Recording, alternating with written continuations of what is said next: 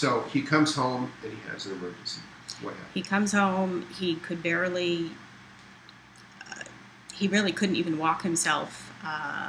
He just wanted it to be dark and quiet. He wanted nothing to do with anybody. He was refusing to eat.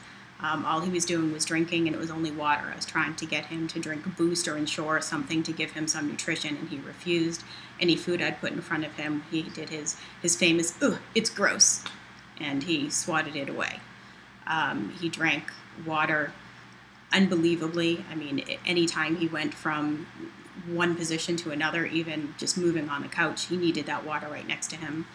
And his mental status continued to decline over the day he was home. It was about probably 1 o'clock in the morning, and I was trying to get him to eat something before we went to bed. So I sat him right here, where I am now, and gave him a little cup of applesauce and a spoon, and I turned around to do the dishes, and he dropped the spoon. And I heard the clank on the table, and I turned around to ask what was wrong. And he couldn't pick up the spoon, he couldn't talk, he was just slurring and talking gibberish and wasn't making any sense.